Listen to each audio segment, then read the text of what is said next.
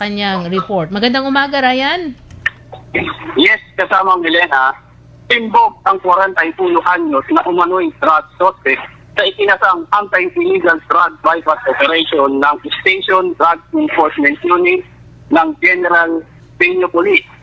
Kakong alas 9:30 ng gabi sa parte ng Barangay San Pedro sa bayang ito, natimbog ang suspect matapos itong malaglag sa nasabing bypass operation na kung saan nabilhan at nakumpiskahan di umano ng humigit kumulang 10 grams na hinihinalang shabu at tinatayang nasa 68,952 na halaga ng hinihinalang shabu.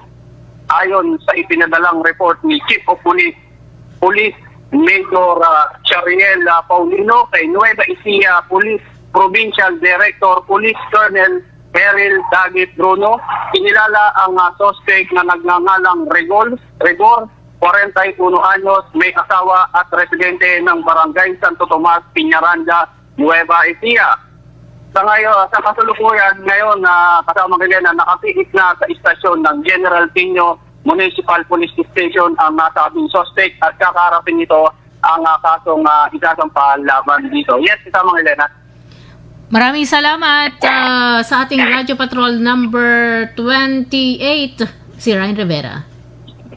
Yes, kasama Elena, ito ang Radyo Patrol number 28, Ryan Rivera, nag-uulat para sa balita at informasyon ng DWJJ, ang radyo ng pambansang pagkakaisa at South TV.